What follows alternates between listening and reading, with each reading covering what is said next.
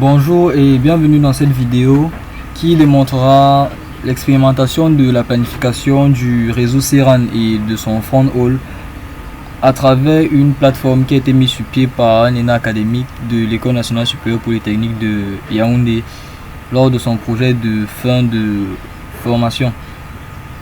À travers cette application, nous pouvons faire une planification théorique mais en même temps très pratique aussi du réseau CERAN et de son front hall. Nous voyons sur cette interface qu'il y a plusieurs onglets. Nous allons commencer par l'onglet navigation. L'onglet accueil lui est déjà ouvert avec une petite image qui représente un peu le modèle que nous allons planifier. Sur l'onglet aide, nous remarquons qu'il y a un petit tips qui nous permettra de savoir qu'est-ce qu'on doit faire dans l'application, les onglets et nous donner un petit aperçu. La propos qui renseigne les crédits de l'application, notamment le nom de l'auteur de cette plateforme et le contexte. Dans la rubrique Mon compte, nous voyons que nous avons trois onglets. L'onglet modifier qui nous permet de modifier un compte déjà existant. L'onglet déconnexion qui nous permet bien sûr de nous déconnecter et créer un compte pour ajouter un nouveau compte. Nous avons préalablement créé un projet qui s'appelle planification Meillon. Donc nous allons le modifier pour cette vidéo et commencer l'expérimentation. Ok, nous commençons donc par la planification en couverture.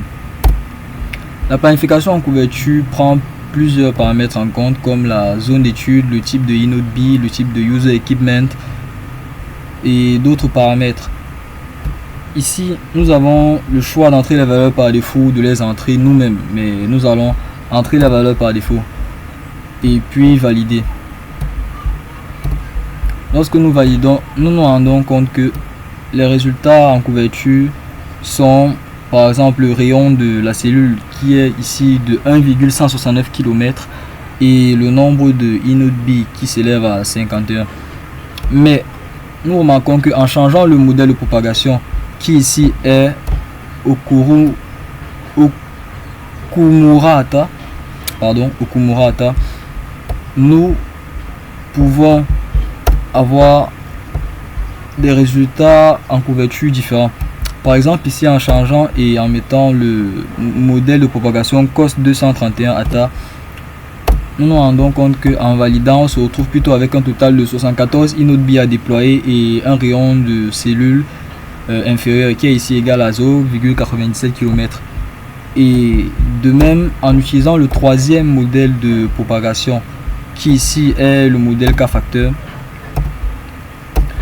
nous voyons encore que ici nous avons plutôt un total de 36 InnodeB à déployer et un rayon de cellules égal à 1,385 km.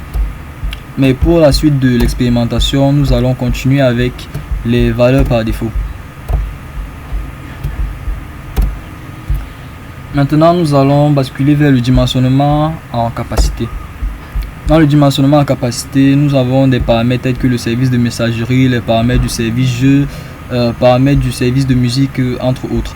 Nous allons toujours entrer les valeurs par défaut et valider. Ici, les résultats nous donnent que le nombre de sites est égal à 16. Le débit de la cellule en uplink est d'environ 4705 mégabits par seconde et le débit de la cellule en downlink est d'environ 11059 mégabits par seconde ou 11060 mégabits par seconde. Maintenant, nous allons passer à la planification du front hall. Ici, nous avons deux catégories à explorer: capacité des liens CPRI et front hall. Les liens CPRI, ce sont ces liens-là qui permettent de faire le lien entre une tête de radio distance ou RRH en abrégé et les unités de bande de base, donc BBU en abrégé.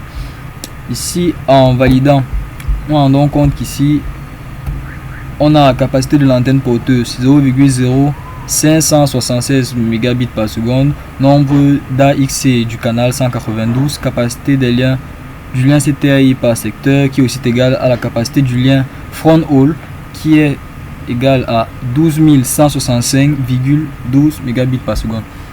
Maintenant ici nous passons à la planification du front haul en lui-même. Ici nous voyons qu'il y a des choix de topologie, choix de caractéristiques, les choix de support et connectique, parce que oui, le front haul est un réseau filaire à ce niveau là. Donc nous allons mettre les valeurs par défaut et valider. Donc ici nous avons les résultats. On a une atténuation totale de 29,3 décibels, nombre d'équipements qui s'élève à un seul, capacité de chaque équipement 72 990,72 mégabits par seconde. Maintenant nous pouvons passer aux interfaces X2 S1.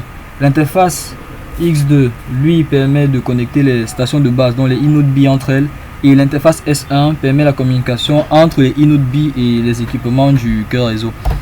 Donc en entrant les valeurs par défaut et en validant, nous avons le résultat suivant. Le plan de contrôle 0,822 mégabits par seconde, la largeur de bande de l'interface S1 41,922 mégabits par seconde, largeur de bande de l'interface X2 1,258 mégabits par seconde.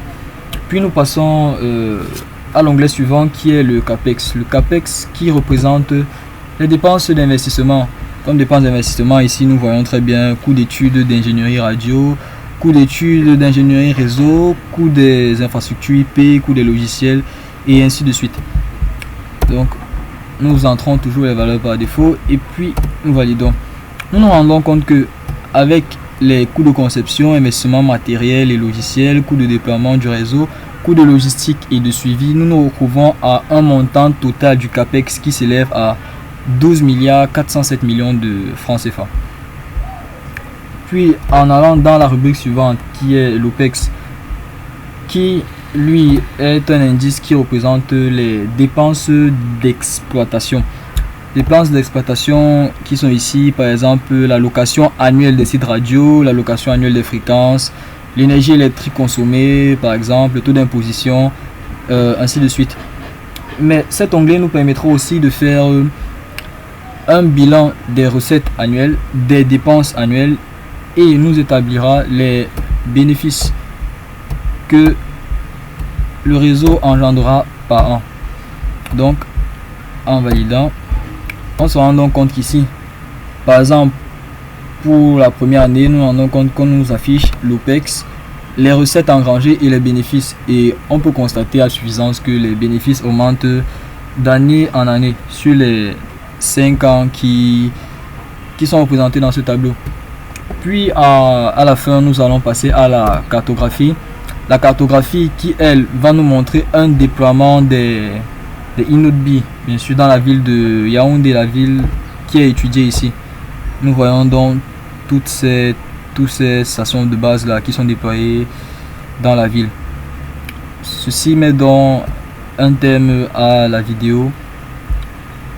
Merci pour votre attention.